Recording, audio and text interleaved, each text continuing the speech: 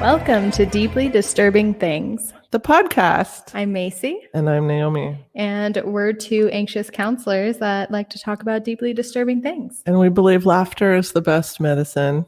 It is. It really is. Oh, and wine. And also. It's good medicine. Mm-hmm. Happy May 4th. It's May the 4th be with you. Not May 4th. Oh. Wait. Happy April 22nd or 29th. Did you?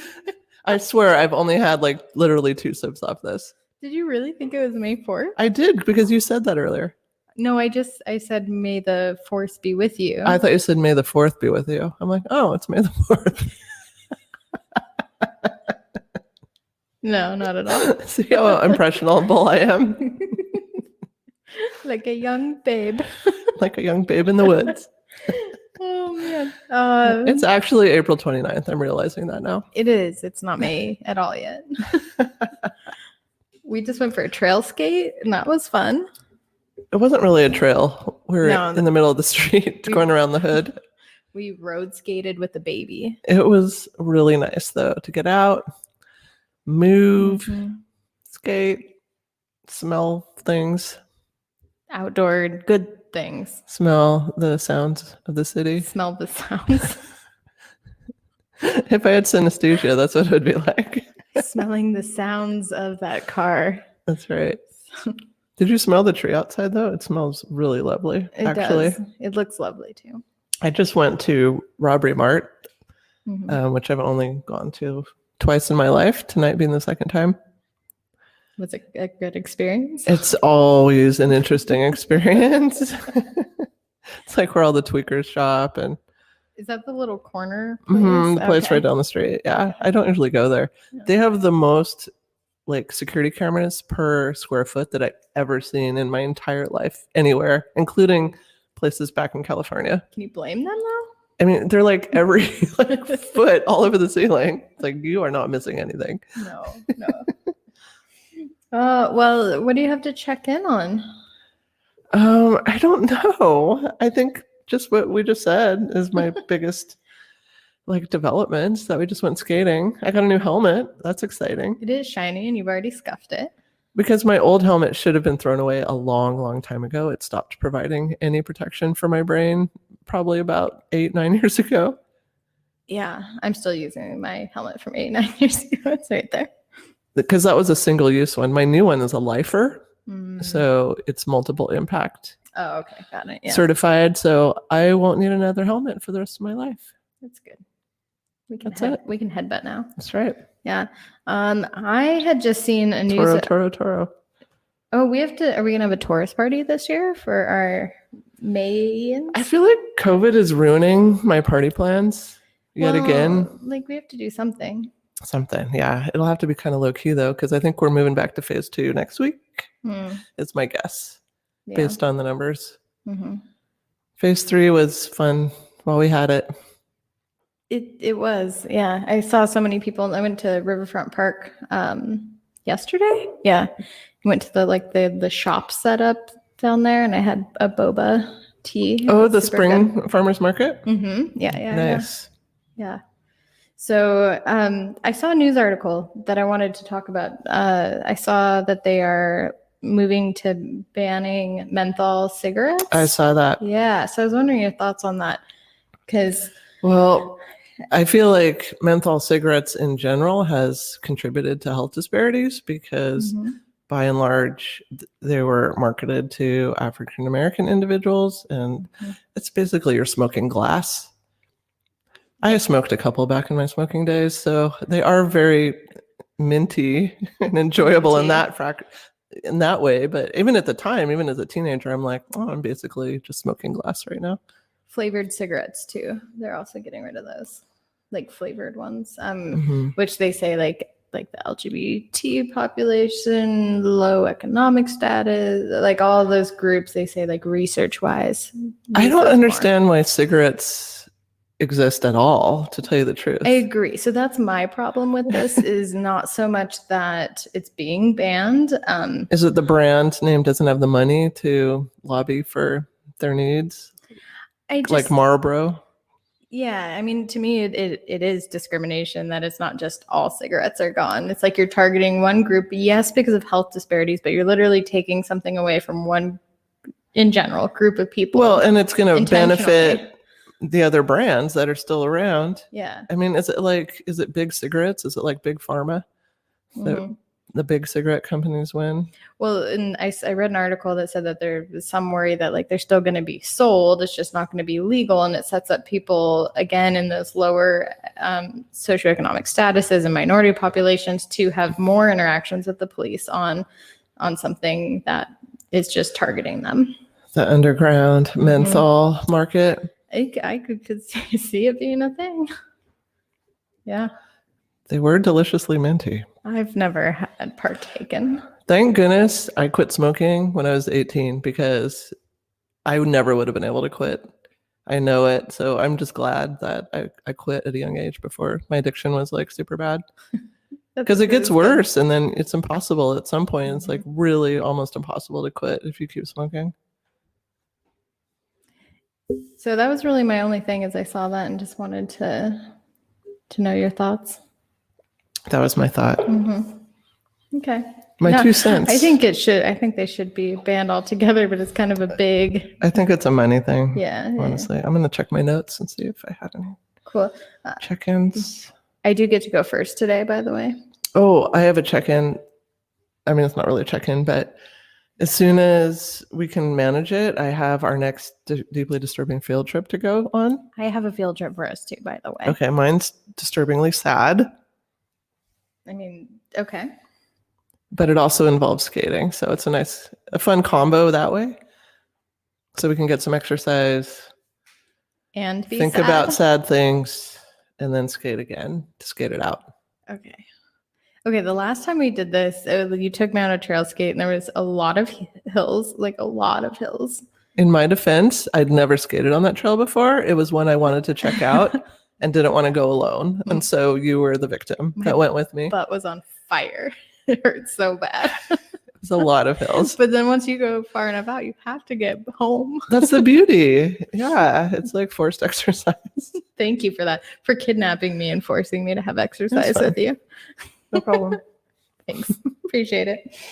So my topic is actually a local for the region, Washington. Ooh. Mm-hmm. And it's one that we could do an outing for at some point. I wonder if it's on my outing list. Maybe. I didn't know about it, but we'll see if you did. I have 1, 2, 3, 4, 5, 6, 7 things. Ooh, okay. On our deeply disturbing field trip list. So do you know about Govan, Washington? No. You don't? Tell me. Okay, so here, real quick. That's a picture of the school. I love that. I love old, creepy, abandoned things. It's things. still there. That was from 1905. Where is Govan, Washington? So I've never heard of that name in my life. So it's out by, I'm trying to think here.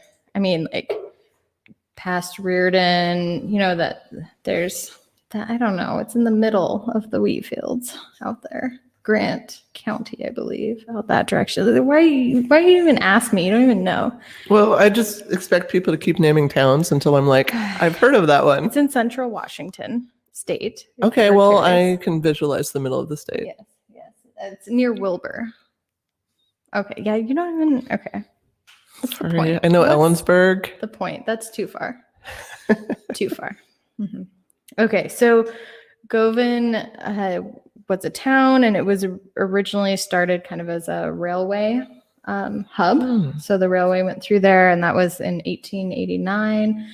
A big agricultural hub in general, so a lot of granaries, that sort of thing in Govan. I've never heard of Govan either prior to this. It sounds pretty obscure, to be honest. It is kind of like Wilbur, but Wilbur exists. Wilbur sounds obscure as well. There's also I think Elmira out there. It's pretty obscure. Okay, so it was a small town, and it has a pretty tragic history of some big deaths that happened there. And this town now only has 2 people that live in it. What? 2 people. Yes. So they need to make babies. I think it's a family. So Okay, well, they need to get on it. like, yeah. Populate that town.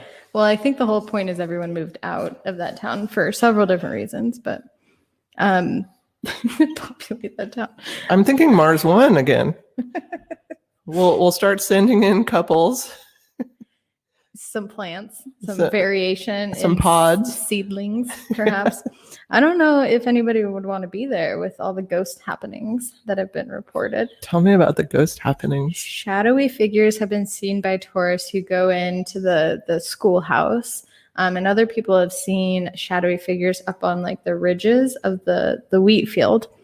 And the history of what makes this really creepy is that there were in 1902, there was a judge who lived in the town, Judge Lewis, and his wife Penelope.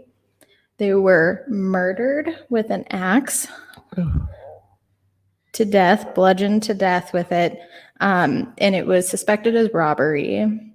And this is kind of it's like ghost towns in Washington, and you see this blurb like axe murder that happened. And then less than a year later, a man named C.S. Thiens was killed by a masked gunman in the saloon there. Both of these murders are still unsolved, so they never found who killed them.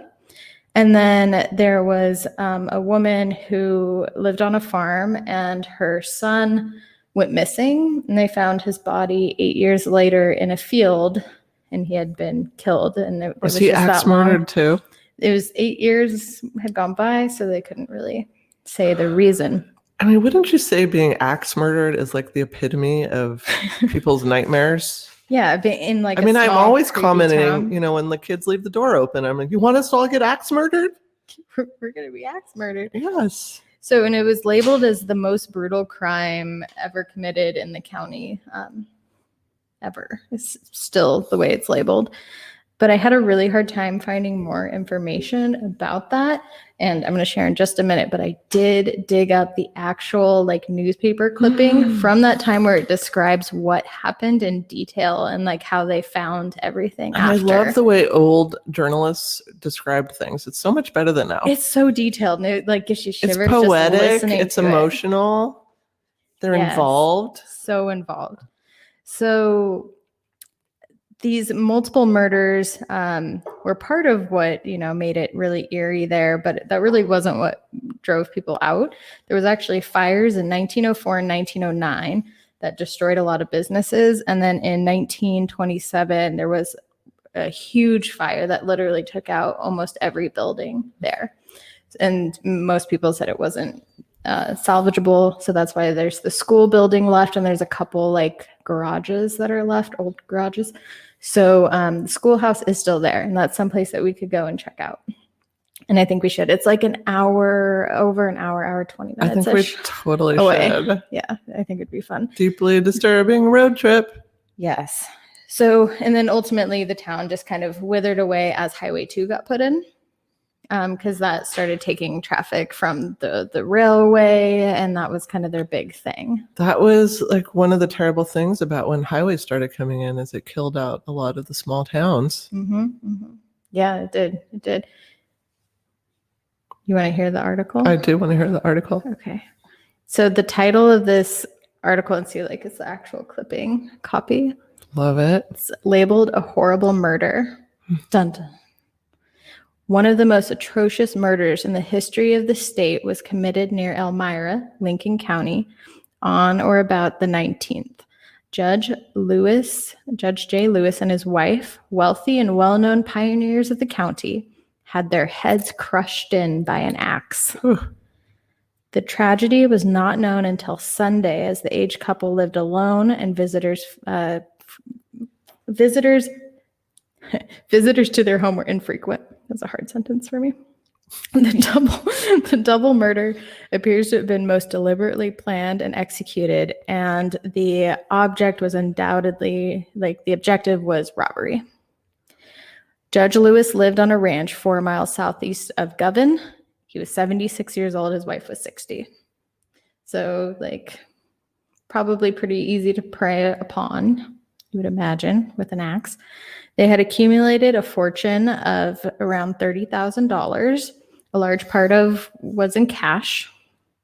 A bank account was kept at both Wilbur and Elmira, but it was the habit of the judge to withdraw cash, sometimes as much as $2,000 at a time, and carry it home, where he loaned it out on mortgage security. So, like, people knew that he had money there. He had money. Mm-hmm.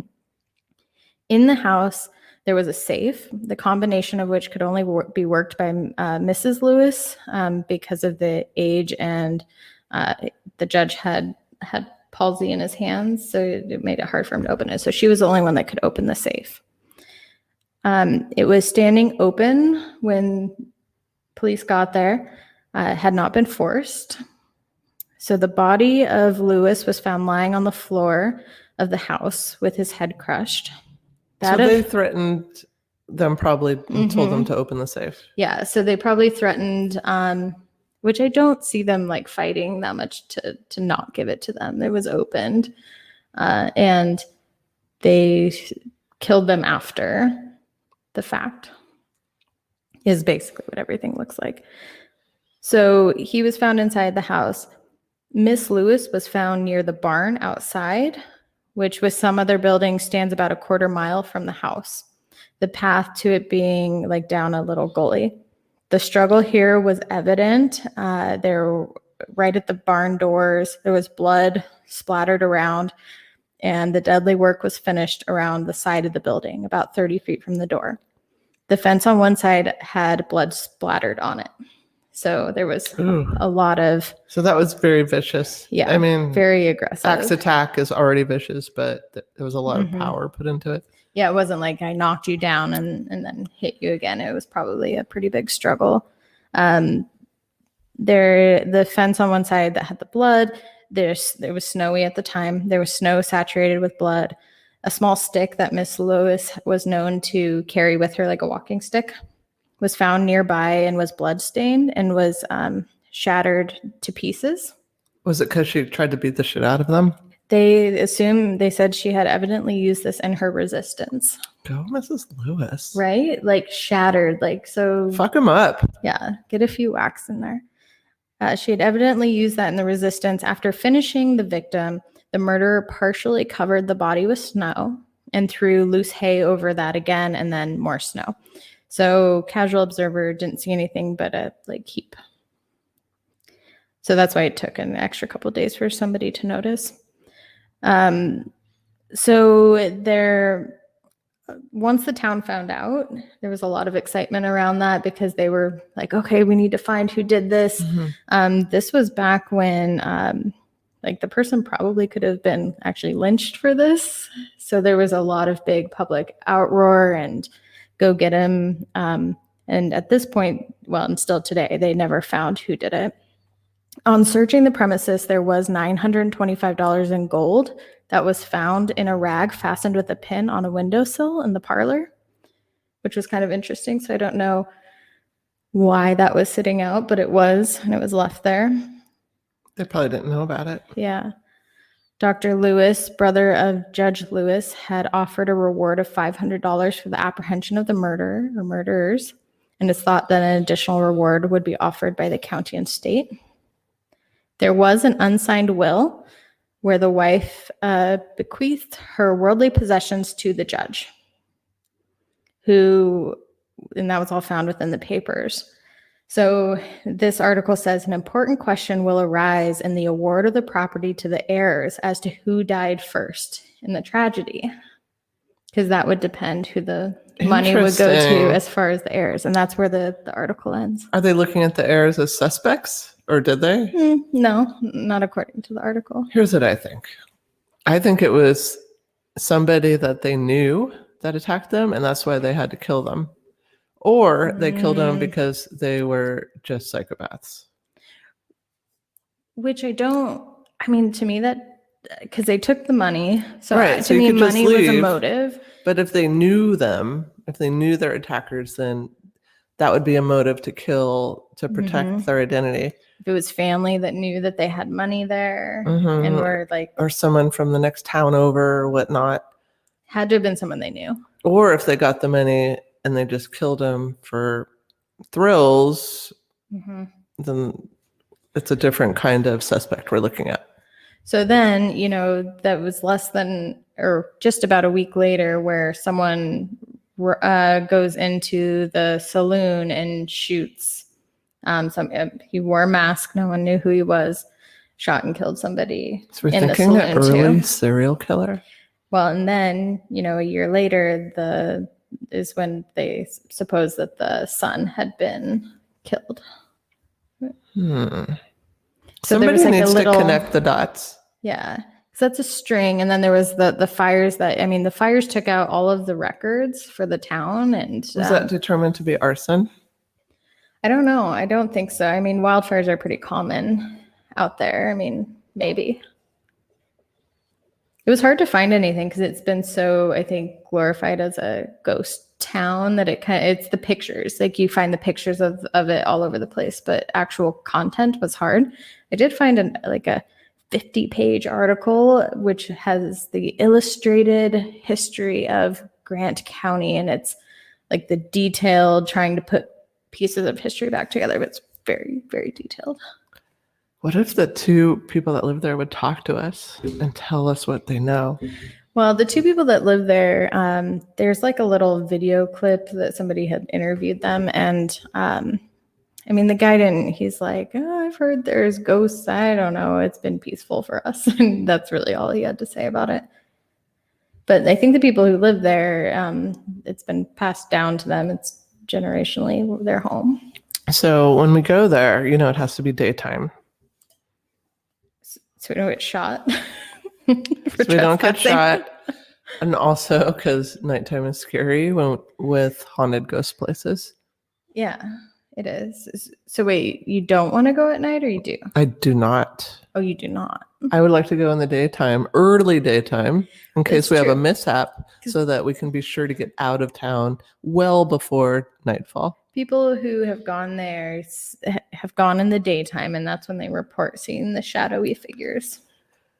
So we'll see. I think daytime ghosts would be really freaky because it's rare. Yeah, you don't see daytime ghosts and that's what people report. And the theory goes that it's because there were so many deaths without justice that it's the ghosts trying to communicate what happened to them. Why are they associated with the schoolhouse? Well, the schoolhouse is one of the only remaining buildings because of the fires is all. And so a lot of it too, people said that with the fires burning out all records, it kind of destroyed the ability for the ghosts or spirits to be recognized in a formal way because it all just burned. And so they're all communing at the schoolhouse because they have no other shelter? Again, most of them, some said it was at the schoolhouse. Most of the ones I read were it was at the hillside of where they found the body of the boy. That makes more sense to me. Yeah, the schoolhouse, I guess, is maybe if they're just trying to go where the tourists are to communicate with them, that's where the tourists go. Convenience, perhaps. But apparently people leave trinkets in there as little favors. I'm going to be freaking the fuck out, just so you know. Are you excited though? I think we should really excited, but I'm already feeling like I don't know if I'm going to go in. We'll have to see. I may wait in the car. I may start leaving while Macy is in the place. We'll see how it goes. It looks pretty cool. The inside. I may call you from a gas station and apologize for leaving you there. We are literally on a podcast called Deeply Disturbing Things. You have to go with me. You kidnapped me and took me somewhere. You have to go with me. At least you have some warning. I went to the Starbucks. I'm sorry. I had to go. Yeah, I don't know. I'm sure we have to take some gravel road to get off into the town. It'll be fun. Yeah, sounds fun. It sounds fun. Sounds super fun. Let's do this. Let's do this. Is it my turn? It's your turn. That's all I got. I accidentally turned my laptop off, so I have to start all over here. Oh, good. Are you going to entertain us in the meantime? I think we're good here. All right. So my topic, what's exciting about my topic, and I'm going to try to make the font 900 so that I don't have to wear my glasses. So let's see. This was one of those delightful occasions when I started looking for a topic and I started going down one road and then it led to another road. And then I decided that was my topic. But I may go back to the other road. I like those twisty. Yeah. Ones are fun. Where it's like, where I'm like, okay, this will be my topic. And then a minute later, I'm like, no, this is my topic.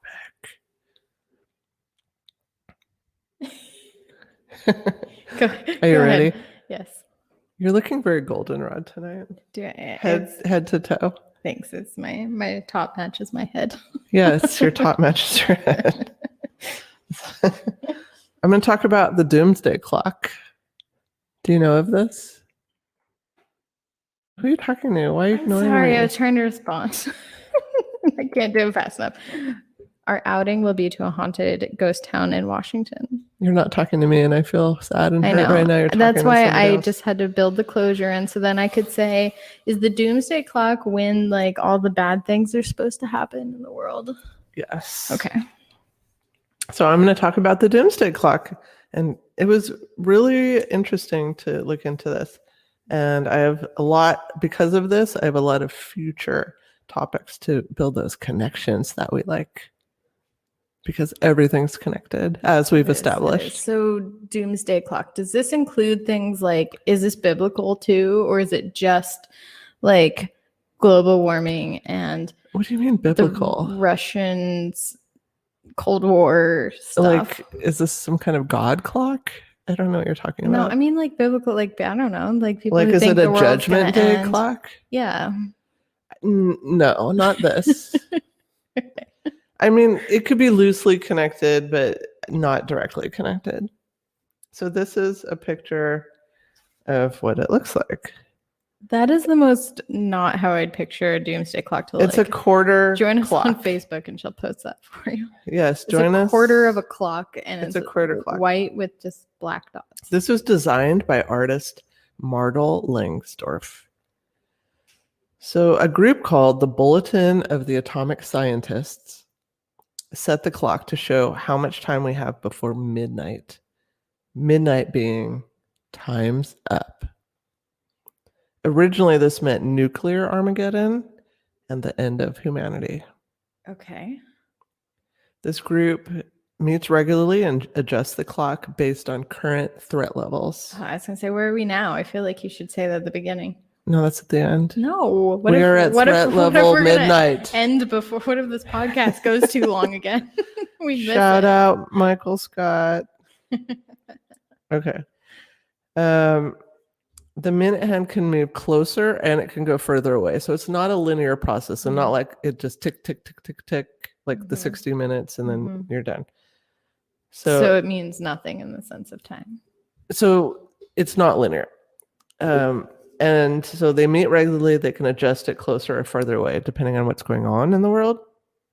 When it was first set, Martel put the hands at 7 minutes to midnight because she said it just looked right.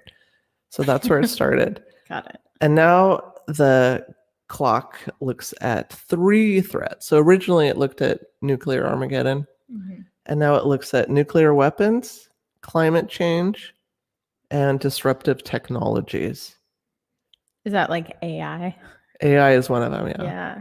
Okay. Yeah. So they've adapted, according to the world we live in. And in 2017, they noted Donald Trump was part of the reason for the clock moving that year to 2 minutes to midnight. Dang. Like him just in general? Or him as a president of the U.S. Okay. And that was only the second time that the clock had been moved closer to midnight because of a U.S. president. Who was the first one? I think it was Nixon. Okay. Don't quote that.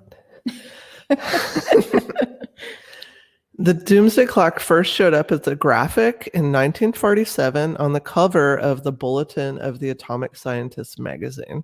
I feel really anxious that you're not telling me when it is now. I gotta keep you hooked. I don't like it. I don't want you to be like, whatever. Okay, now I know. And then wait, are you telling me we're safe?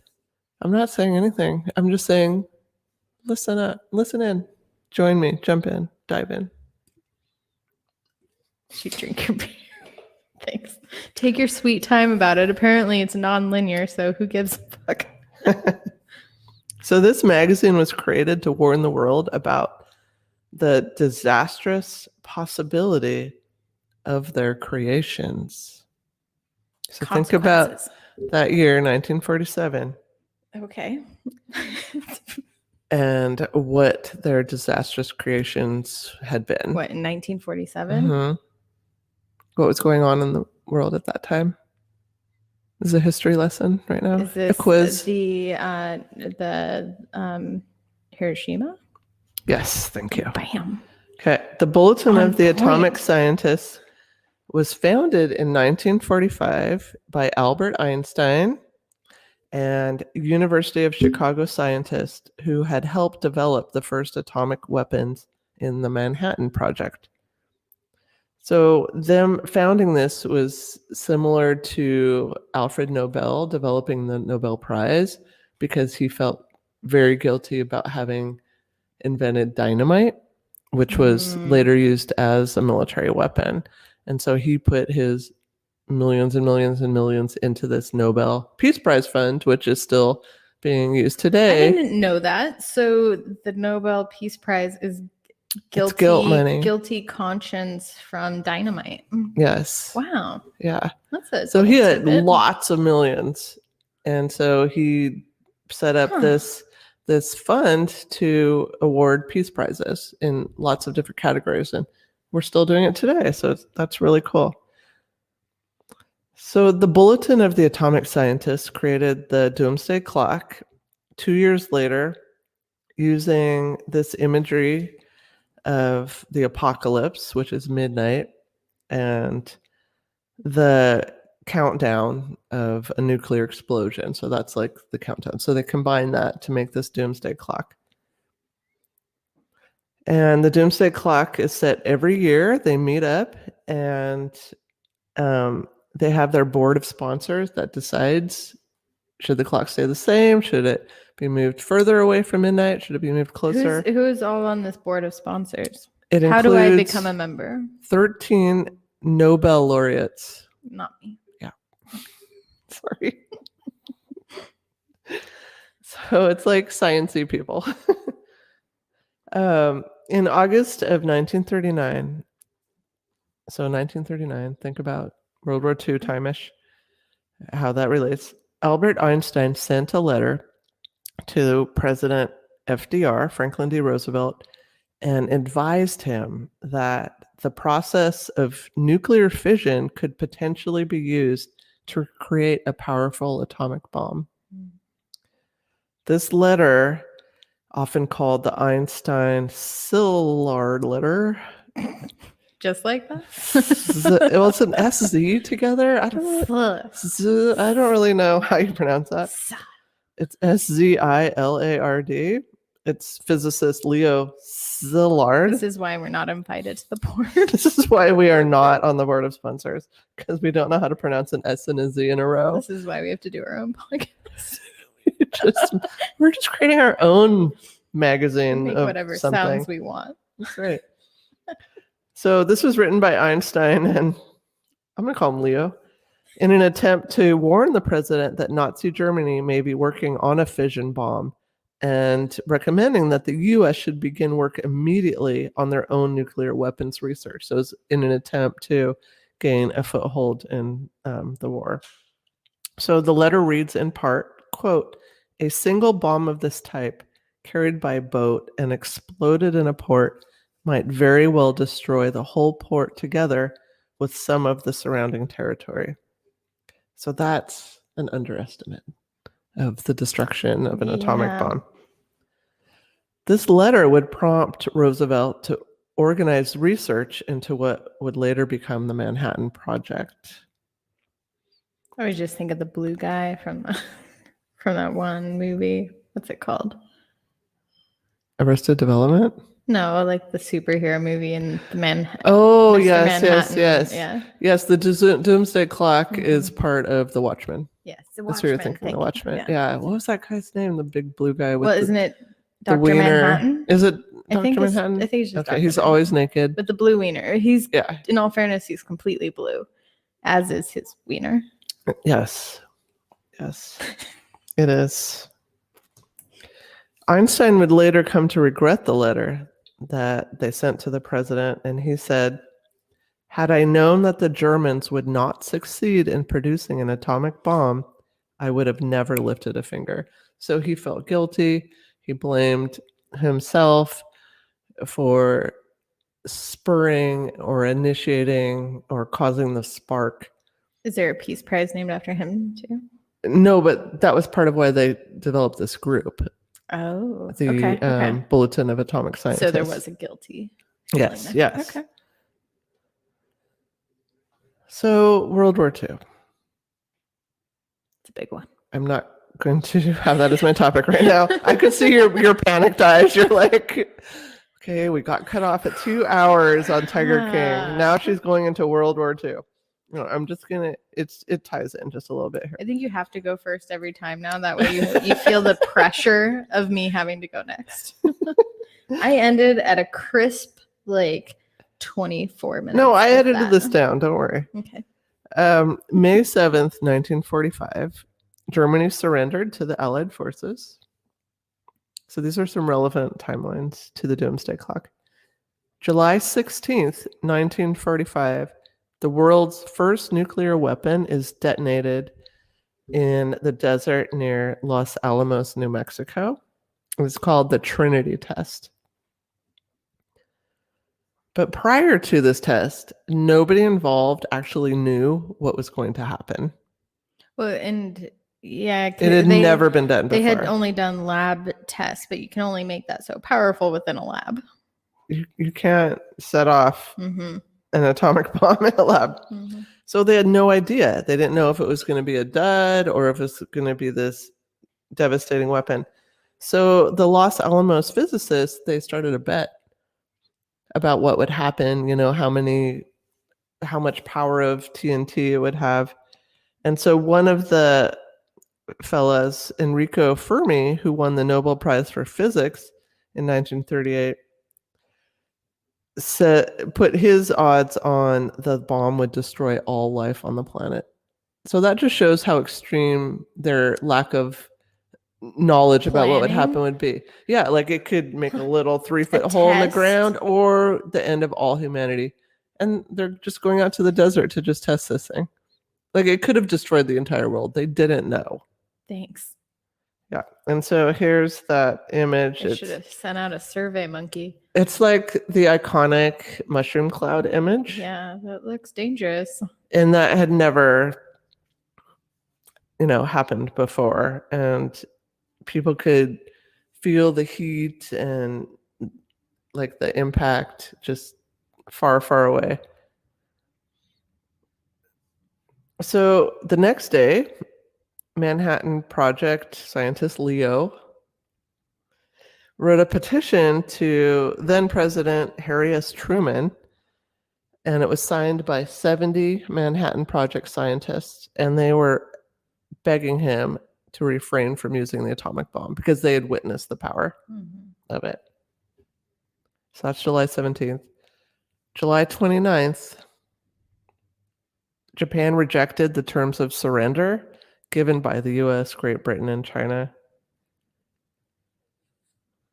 So shortly after, on August 6th and 9th, the bombs named Little Boy and Fat Man were dropped on Hiroshima and Nagasaki. 140,000 residents were killed in Hiroshima and 74,000 died in Nagasaki. The next month, on September 2nd, Japan formally surrendered to the Allies, and it was the end of World War II. So I read about a lot of the people's thoughts about this that were involved, and there was one thought that I thought was really interesting, and it was that we should have been more transparent to Japan about the atomic bomb and exactly what it was. Prior to doing it. Yes. Yeah. So they would have had just surrendered. A better chance of surrender, because yes, they refused, but maybe if they had known actually how destructive this thing was, that loss of life could have been avoided. To be fair, it sounds like we didn't really know. The U.S. didn't really know how destructive it would have been, but they could have But there was a gauged. period of time between when we tested it mid-July and when we dropped it in the beginning of August that I think we could have. Estimated so at least, yeah. We did give them terms of surrender in between there that they rejected, but those involved said that we didn't do a good enough job of really explaining about what the atomic bomb meant. Well, it was new. Yeah. It wasn't just a bomb. Right. Like we could have done a better job of really saying what the impact would be. Mm-hmm. So those involved in the development and testing of the atomic bomb technology were terrified for the future of humanity because they just worked to develop this thing. They begged the president not to use it. It was used. It killed mass casualties.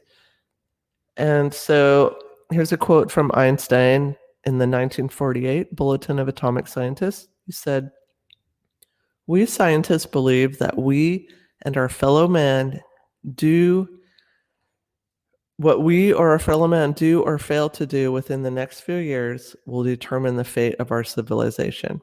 We consider it our task to help people realize all that is at stake." So that was the purpose of this magazine that they developed, to really put it out there, what's going on.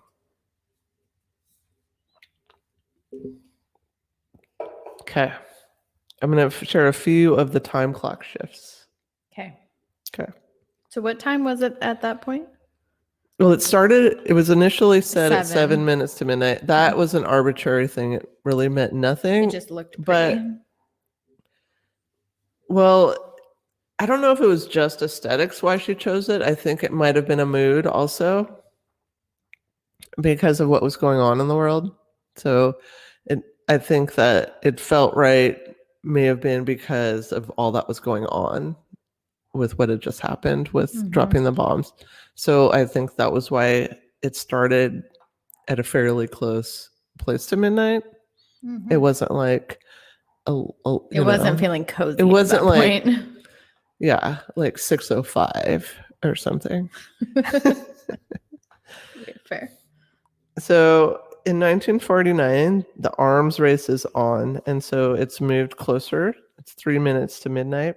And so what's going on is the Soviet Union explodes a nuclear device, the design of which is similar to the bomb that the U.S. had used in Japan 4 years earlier.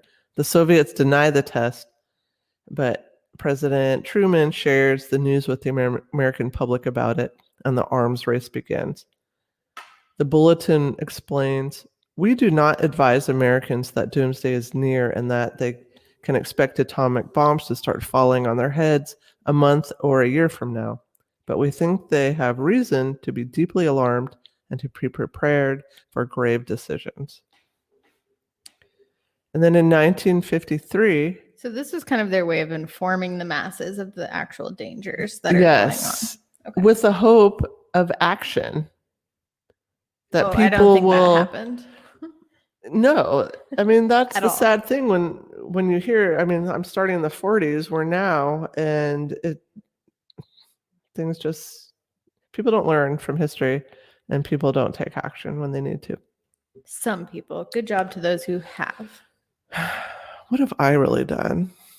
I use reusable bags at the grocery store. Is that enough? No. It's not. It's not. But you still do more than most. I used to be a really good recycler. I don't even recycle hardly anymore because, they cut our recycling in half in Spokane. Really? They're only coming every 2 weeks now. Oh, is that why my garbage is not getting picked up? Yeah. So I'm like, well, if this recycling's out the door, when am I supposed to just pile it up in the yard? I'm like, I swear that they hadn't come last week. No, it's every other week now. Oh, well, okay. That makes sense. Thank you. You're welcome. For my garbage update. I do what I can. So where are we? 1953. Yeah, bombs. The U.S. decides to pursue the hydrogen bomb. So this is a weapon far more powerful than the atomic bomb. It was called the H-bomb. For hydrogen. And the U.S. tests their first thermonuclear device, and they completely obliterate an island in the Pacific Ocean. That sucks. I could have lived on that island if I really, What a waste. like motivated myself. 9 months later, the Soviets test an H-bomb of their own. And the bulletin writes, only a few more swings of the pendulum, and from Moscow to Chicago, atomic explosions will strike midnight for Western civilization. And to be fair, when this did develop, but like with the Cold War stuff, it was a lot of there was a lot of fear kind of tactics being used in general with the people. Like I was thinking of like the like everyone doing the like under your desk for, to not have a bomb drop on your head drills over and over again. And there was there was a lot of fear in general in that time period. Well, I mean, this... We're saying like rightfully so. Yeah. And if it was us then, we'd be scared too. You'd be scared shitless. Yeah, the threat of nuclear war was real. I wouldn't be able to get you out from under your desk. Well, I was raised in California, so we did the earthquake drill, so I'm good. Duck and cover. But like, what is that going to do if an atomic bomb drops? You are not going to be saved by your desk. Not going to help. Well, that was when people would build their own bomb shelters, which you have to have 6-foot thick concrete walls. I would love my own bomb shelter personally. You may come over one day and I'm like, look what I'm building in the basement. We turned my son's room into a bomb shelter. Hey, I have a whole other side of the basement. I know you do. I know. You're probably making plans already. No, I've been making plans for years. Also, no, I probably shouldn't say I don't want to be on an FBI watch list. God. I won't complete that sentence. Just invite me over. That's all I'm saying. Because I'm that person that won't do it, but will totally get in there. I'll give you the code word. Thank you. I already know the password to your house. Perfect. All right, 1968. Okay. The clock has moved to 7 minutes to midnight. So in between, I'm not doing every clock change. There's been lots of back and forth. Thank you. So here's when the Eastern world explodes. The U.S. is involved in Vietnam. India and Pakistan battle over Kashmir. Israel and neighbors renew hostilities. France and China develop nuclear weapons. I was like, France? They have nuclear weapons? And baguettes? And baguettes. The bulletin recognizes the possibility that these regional conflicts could flare into wider wars. So that was why it went from 7 to midnight. Before that, it had been 12 minutes to midnight. In 1972, after more than 20 years vying for arms, the U.S. and the Soviet Union signed 2 treaties that attempt to curb the race for nuclear superiority. And the Strategic Arms Limitation Treaty, or SALT, limits the number of ballistic missiles launchers that either country can possess. The Anti-Ballistic Missile, or the ABM Treaty, seeks to stop a race for weapons designed to shoot down adversaries' incoming nuclear weapons. So each country still has thousands of warheads pointed at each other, and the U.S. eventually withdraws from the ABM Treaty, which I can kind of see. Mm-hmm. I mean, I would want to have the technology to shoot down something that's coming at me if the other country, decided to change their mind. But what's ridiculous is already each country has more than enough weapons to completely obliterate each other. That's so scary. Just everybody's waiting. Yes, yeah. Exactly. Mm-hmm. 1981, the Soviet invasion of Afghanistan in 1979 and the 1980 election of Ronald Reagan both served to harden the U.S. nuclear posture. So now we're moving to 4 minutes to midnight. Before leaving office, President Jimmy Carter pulls the U.S. from the 1980 Olympic Games that were going to be held in Moscow and considers ways the U.S. can win rather than avert nuclear war. And then Reagan comes in, Ronnie Reagan, pow, pow, pow, proposes the best way to end the Cold War is for the U.S. to win. So Ronnie Reagan,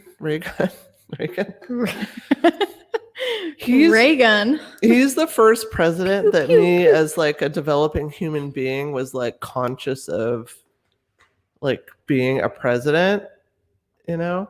Oh, that's from the Robbery Mart. Are you gonna check one out? White Claw.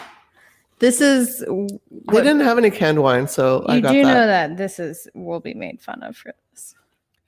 I was at the Robbery Mart. I had to make do. Were you rushing? Were you like, no, I took a long time. I don't know how to open this box. I had a lot of comments by a tweaker. Yes. What did he say? I'd hold the door open for you, but it's already open. And then it just continued from there. So, oh, of course that happened. And of course, it was so just normal for your neighborhood. That yeah, you didn't even it's so tell normal. No, I didn't even like. Here, do you want a cold? I didn't even like White Claw. Turn my head or a cold black cherry White Claw. This sounds delicious. The shape of this can is concerning to me. Why? I don't know. Just culturally. Because I think there's connotations. It's. I can't. My dad's listening. I just can't. Keep talking. Go. So Ronnie Reagan. Reagan. Go ahead. So this is when I'm first like developing consciousness about like politics that I care about. I was like entering my punk rock phase, which a lot of the artists, were speaking out loudly against I can't open Ronnie Reagan and, a lot of that stuff. So why couldn't you open that? I broke my flimsy fingernail. Look at these big roller derby hands. I didn't even flinch. Huge hands. I do have big hands. It's fine. Big hands, I know you're the one. It's you. I know. It's a lot of us. Probably a long jacket. I do have a long jacket and a short skirt. 1984. So Naomi was 13. Is it gross? It's kind of gross. Here, try. No, I think you just have to drink a lot of it. We just have to drink more. Yeah, it gets better. Does it? I've never had this before. I don't think it's bad. Tastes like a Jolly Rancher. Like that's been on the floor and already sucked on. That's kind. Is it not? It's not. What's your favorite flavor of Jolly Rancher? Watermelon. Oh, I like green apple. Oh. I don't know if we can be friends anymore. Okay, green apple's okay. What's your least favorite flavor? I think we can agree on this probably. Grape. Grape. Yes, I knew it. You know how I know this? Because we both worked at the same high school and we had a bin of Jolly Ranchers. Oh, that's true. And that would be the last color always. Like you'd have like 7 grapes. Yeah, and it's like, well, what the fuck do I do with these? I would intentionally pick out my favorites before the teens had at it. And then they would take the, second and third tier. And then grape would be left. See, what you can do with those is make a purple drink. I've never with like codeine cough syrup. That's what this tastes like. Put it in. Like some. Yeah. I don't like black cherry flavored. That's like. This is cough syrup flavor. Yeah. I never had this before. I can't be blamed. I didn't allow my father to give me liquid syrups for a long time for medicine because I hated the flavor. He'd had chewable or swallowable. That's it. Swallowable? Swallowable pills. Whatever the fuck that means. Okay. Go on. Can I get back to nuclear war, please? Sure. I don't know. This is fun. 1994. Naomi is 13. She's having her bat mitzvah. Sorry, that's not funny. Okay, go on. No, we'll continue. What were you going to say? No, nothing. Go on. Do you have a bat mitzvah question? No, I was gonna say, were there not goldfish, beta fish at your bar mitzvah? You had beta fish No. at your son's bar mitzvah, I know, because and that was cool. I got to take a beta fish home as a like bar mitzvah guest gift. okay, so It was great. here's your first. Everybody was drinking. It was the best religious service I've ever attended. Here's your first lesson. Bar mitzvah is for boys. That's Bar what my mitzvah. boys had. Is there an actual R in there? Yes, Okay. bar mitzvah. Bar mitzvah. Bat mitzvahs are for girls. Bat. That was developed later to like throw the girls a bone because they felt left out. I think it probably didn't even start till like the late 60s. Because it probably. didn't really matter. Well, because there's all these gender things. But gender equality is almost there. So I would you say. didn't get a fish. Well, I would say all that showiness wasn't a part of my lifestyle because we were really poor. Okay, you were We had a the bare bones grape bat Jolly mitzvah. Rancher experience of. There were no gifts for people. For my boys, they each had the fish that you could take home. It was a centerpiece. It was a live fish this was my idea. I mean, it wasn't totally original. Other people have done it. But for Skylar, we did goldfish. And I learned my lesson because they all died almost immediately. Oh God. Some before the dinner was over. And so for Asher, I'm like, you know what? We got to level up. And Betas. I'm going to get betas. So I went to Northwest Student Pet. I bought every beta fish they owned. I had that fish And that was for 2 the take-home years. gift. His name was Deadpool. He was pretty cool. Mine was Orangey. I had a Orangey forever. He was amazing until my cat ate him and left an orange skin on my bedroom floor after my cat slurped out the goodness. I'm glad you're finding amusement in my pain. Okay, where were we? We're at 1984. We're still really far away from right now. No, I skip a lot of years. I've gone already from the 40s to the 80s. Give me some credit. Feels like forever. 1984. 3 minutes to midnight. Just a second. I'll trade you your worm wine for this White Claw. No. Coveting my wine over here. Okay. Okay. U.S.-Soviet relations reached their iciest point in decades. And communication virtually stops. So the U.S. threatens to provide a new arms race by seeking a space-based anti-ballistic missile system. So this was Star Wars. Mm-hmm. Not an original name. It had already been used Yeah. in a major motion picture franchise, but whatever. So that was 3 minutes to midnight. 1990, 10 minutes to midnight. Why is that? Why is that? Tell me more. Because the Berlin Wall fell in 1989. Okay. Tear down the wall. Tear down the wall. Oh, wait, is that Pink Floyd? I think I'm mixing up things. They both had a wall? They both had walls. Damn it, I'm so ashamed right now. 1989, that was the year I graduated from alternative high school. Congratulations. That certificate matters too. It was a diploma, actually. I got a real diploma. I have to say, I really love how the alternative school works. Like all of it in general. Well, It's great. I graduated from Fremont Adult School. Shout out. If you went there, you know what I mean. This was a school where Do they?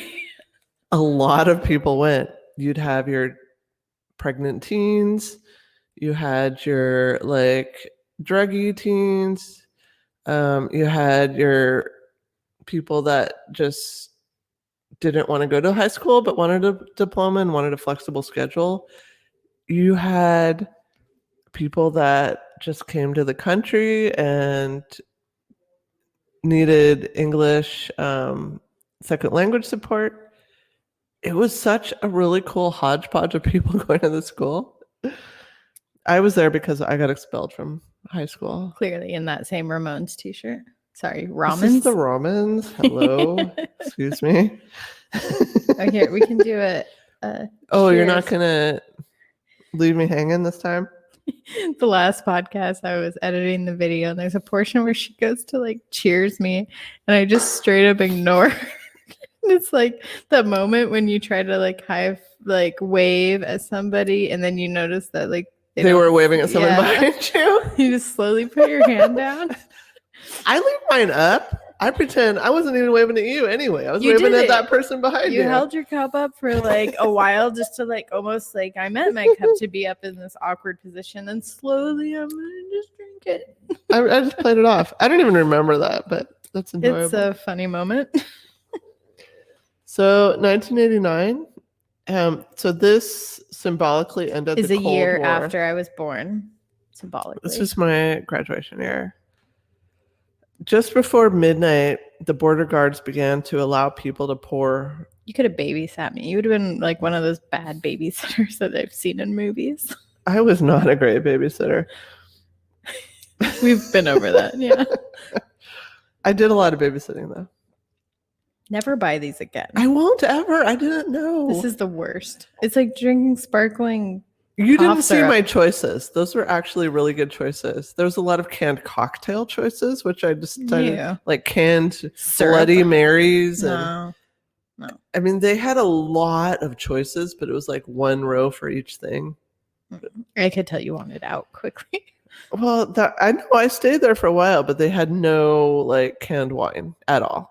It was canned cocktails, canned whatever. These are hard seltzers. There's a lot of malt liquor. There was MD 2020. A lot of pints of Meth. hard liquor. Pint of meth. I don't know what that looks like. And so the border guards began to allow people to pour in from one side to the other. And so East and West Berliners were allowed to like reunite with family members they'd been cut off from since World War II. It was like Dang. an amazing, like joyous moment. I remember watching videos of people like partying on the wall. It was like super punk. I loved it. So here's a picture from that time. I mean, they were just tearing it down, and the guards were just letting them. Mm-hmm. It was really fucking cool. All right, 1991.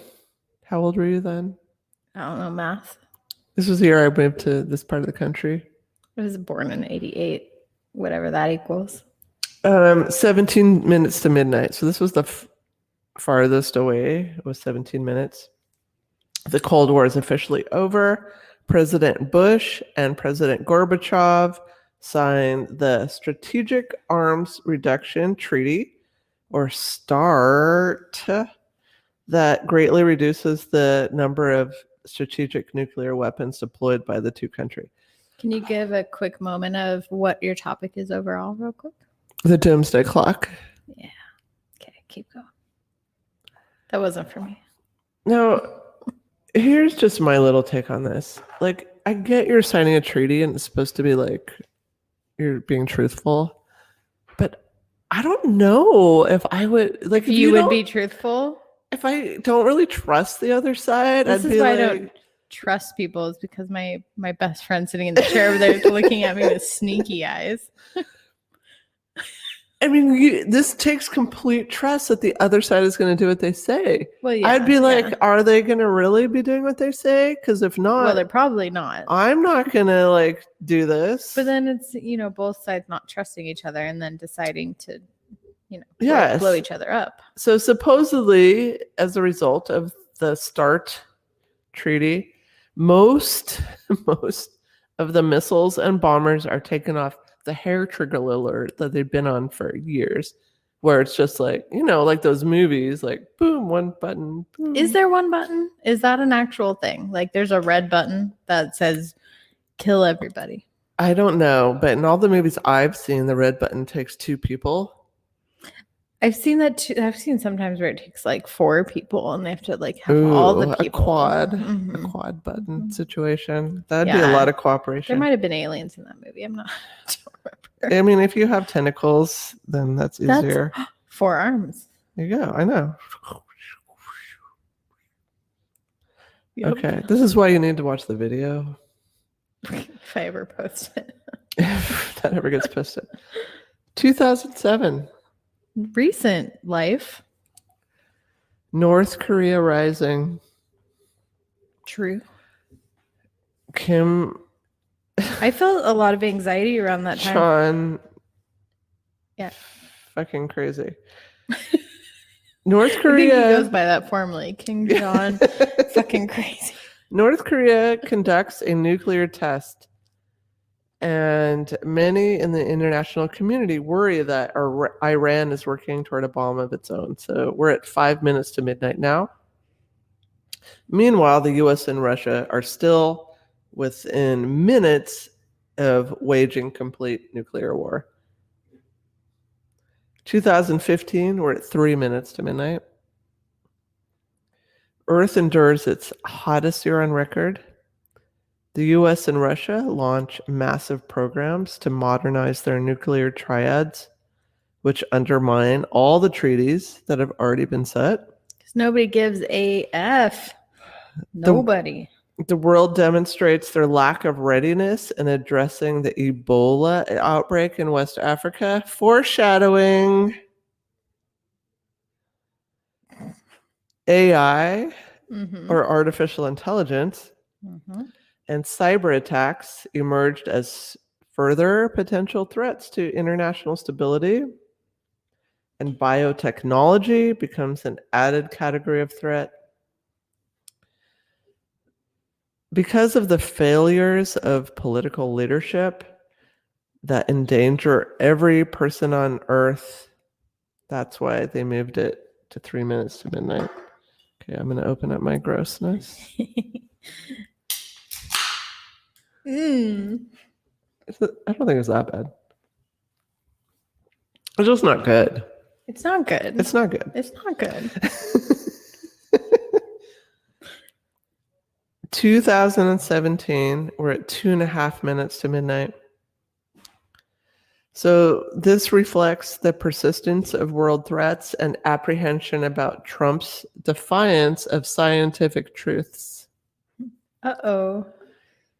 New global North Korea conducted its 4th and 5th underground nuclear tests.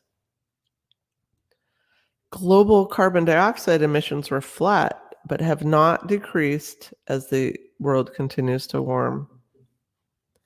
Advances in synthetic biology, like the CRISPR gene editing tools, have both a great positive potential and a dark side, because you can manipulate DNA that affects future generations. Like eugenics type stuff. It's very, very powerful. So you are basically editing genomes. I have to say that I went when I was 21. My aunt Kim took me to Alaska for my birthday on a cruise, and I got to see a glacier. Did you see the blue ice? There was a lot of ice. Did you see the blue ice? Why are you making that face? I feel like I have to just say yes to that. Well, you wouldn't remember blue ice. It's very blue. I mean, sure. Sometimes it was blue. I'm not a cruise person. I've never been on one, but I would like to see that blue ice. And if going on a cruise is the only way to see that blue ice, I might consider it. It was really worth it. Just saying, being able to like sit on the balcony and like watch glaciers just go by and like mountain goats on the glacier. It was really cool. Oh, mountain goats. Mountain goats. Anyways, but this big glacier that's really iconic, whatever. It's already like receded tons, and probably if I ever go there again, it'll just be gone. It's sad. So I'm glad that I did get to see it in my lifetime, but we're killing everything. This is not good. I told you, like, it doesn't get better. It's not getting better. I expected it to get better. It actually gets worse. Because sometimes, like, not great wine gets better. You're like, oh, this is great. Yeah, no, I've done that before. Yeah. This is just like, it gets flatter and suckier. Suckier, yes. 2018, we're at 2 minutes to midnight. Dos de minutos. The warning of the Science and Security Board now is clear. The danger obvious and imminent. So this is the closest the hands of the clock have been since 1953, when the US and the Soviet Union detonated their first hydrogen bombs. So this year, North Korea tested its own H-bomb. International diplomacy was reduced to name-calling.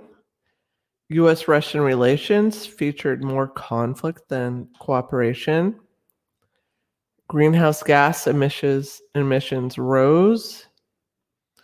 The Iran deal was imperative. And so the bulletin wrote, the opportunity to reduce the danger is equally clear. Citizens around the world can insist on facts and discount nonsense. They can demand action to reduce the existential threat of nuclear war and unchecked climate change. They can seek the opportunity to make a safer and saner world.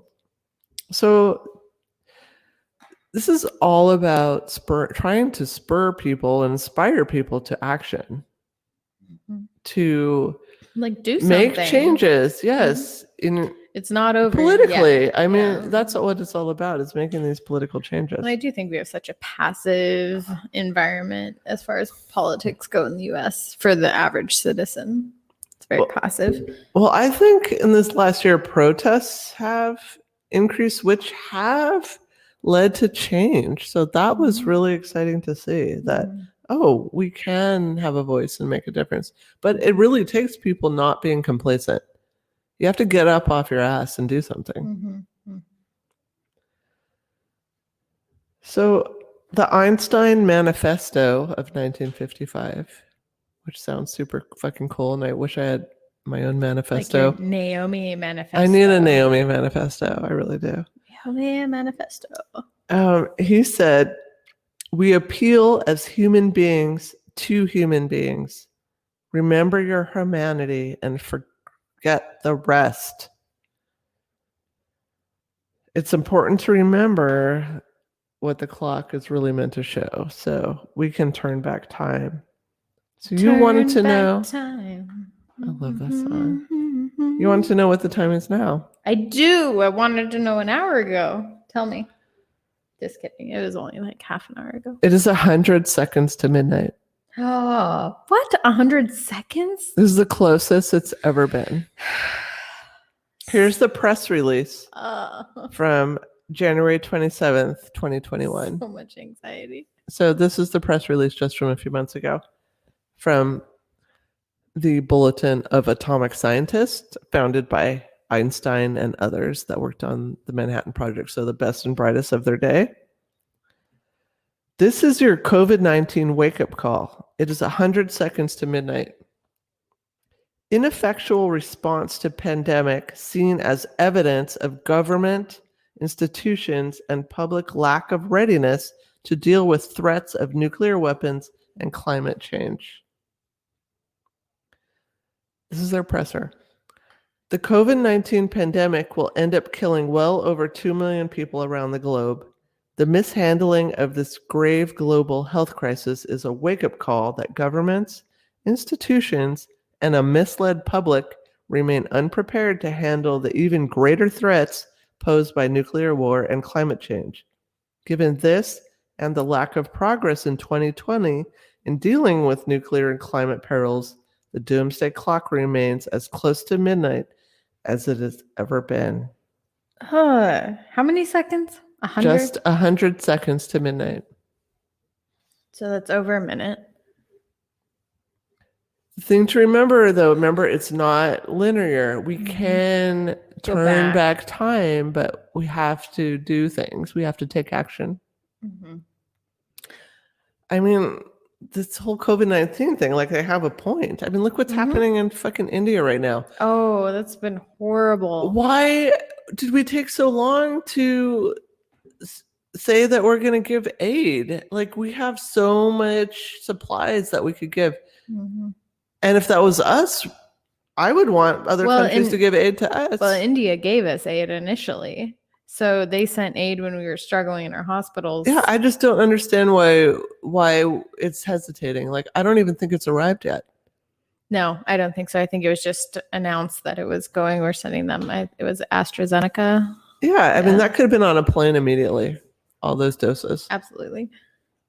Yeah, because we have them. We have those. We have them. And we have extra.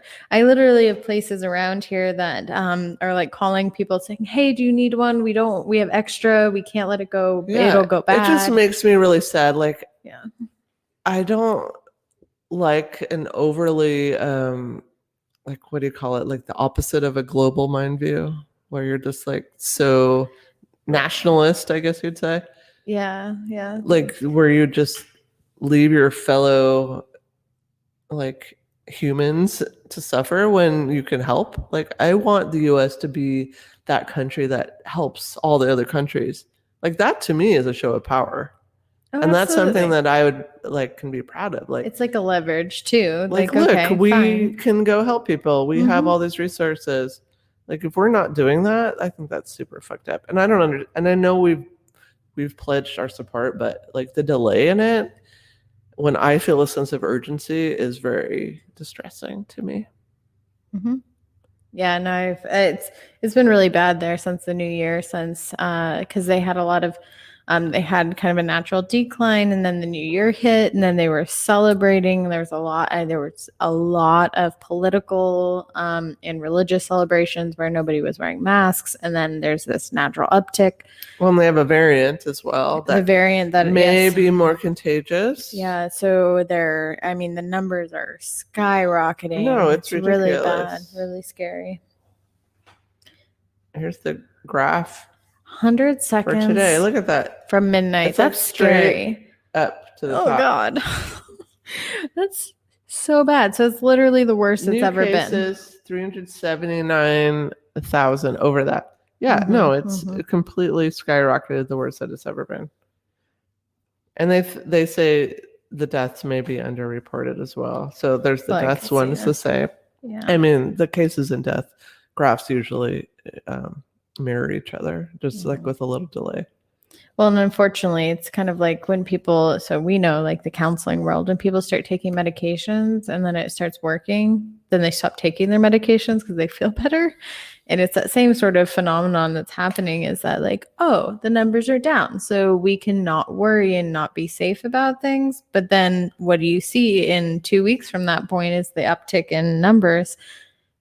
So vaccinations are so important, but we have to have at least 70%, something around there. For the herd thing? Yeah, for herd immunity. Where like the few people who can't or choose not to don't.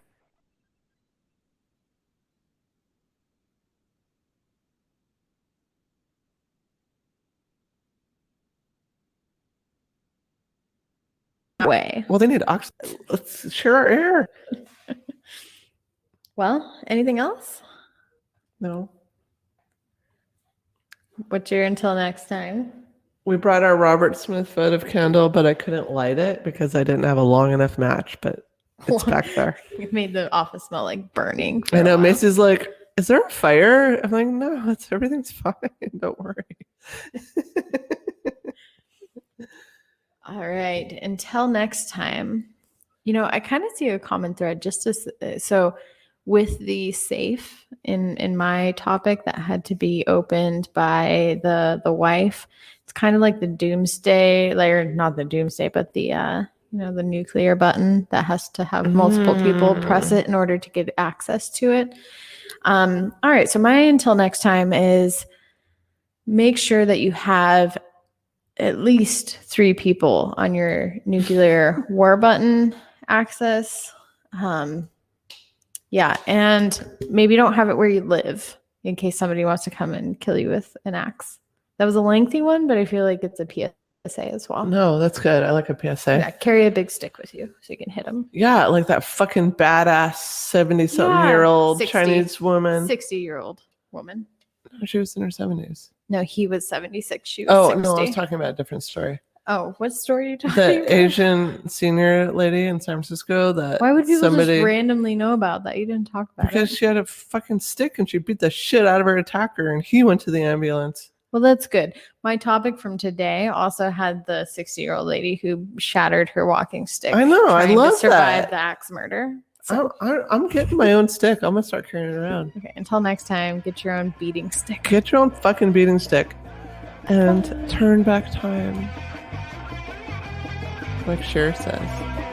Was that Shay? I hope. I just said Cher.